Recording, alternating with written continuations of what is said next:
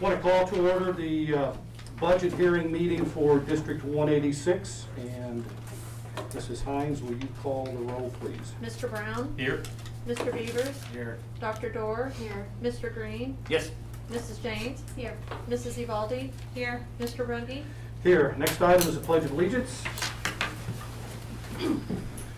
I pledge allegiance to the flag of the United States of America and to the republic for which it stands, one nation, under God, indivisible, with liberty and justice for all. Next item is the approval of the agenda. Dr. Evers, are there any changes to this agenda? Not to this one. Okay. Then I'll entertain a motion to approve the agenda. So moved. Second? Second. All in favor? Aye. Opposed? Motion carries. Item number 5 is the presentation of the proposed budget. Mrs. Bush, I'm assuming you're going to handle this? Yes. So the tentative budget has been on display since the last board meeting in August. And since that time, I have only had questions from one person regarding capital project fund expenditures.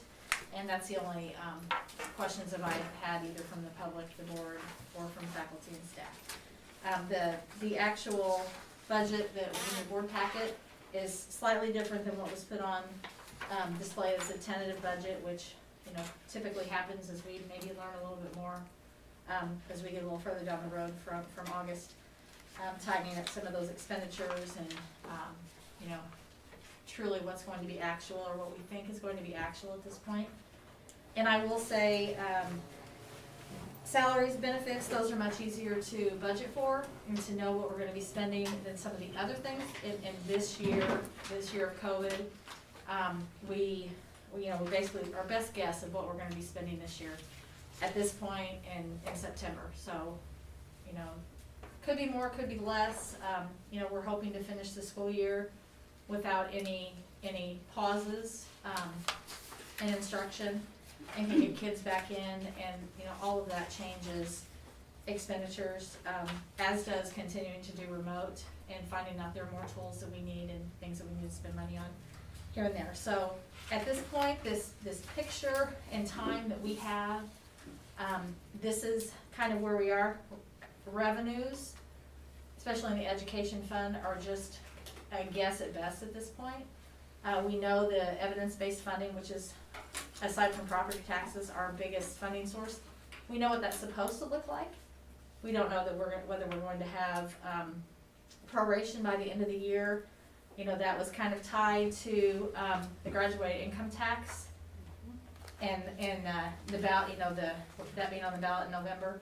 So there are a lot of questions whether we're going to be fully funded through the year. So far, through August, we're receiving in September the same payments that we did last year, so the matching the revenue payment for payment, but it's early in the year. So I would be hopeful that we're going to receive all the money that the state has promised, but that is still much less than what we originally anticipated with the evidence-based funding formula. Their original plan is to add, it's been $350 million, $300 million to that formula each year, which means a larger cut for us each year, so we can move towards adequacy. So that's not happening. Even though we've added staff, we have had increases in health insurance, increases in salaries, with stagnant funding. So as a result, our deficit spending just for the year, page 2 of the budget, projected $429,586 and for the 2021 fiscal year. And as I said, that's at this point in time, so that could change. This is probably a year where I have the least control or the least amount of my finger on the pulse of what's really going to happen. So we'll just keep you posted as we go through the year. What's funding look like? Are there any big changes in what we're, our expenditures and what we're doing? And really everything else, operations and maintenance, transportation, we're within our budget, within our revenues. Where we see other deficits are in capital projects areas. So capital projects fund, spending down some of the bond proceeds from prior projects, and then, in the last column, 90, in the Health Life Safety Fund, the reflection of the project for the, upcoming, middle school floor, gym floor, small gym floor at the middle school, will be paid out of that fund.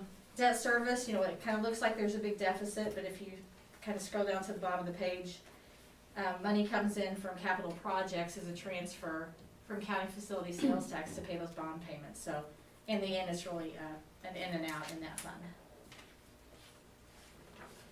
So a lot of questions this year, a lot of uncertainties as we move through.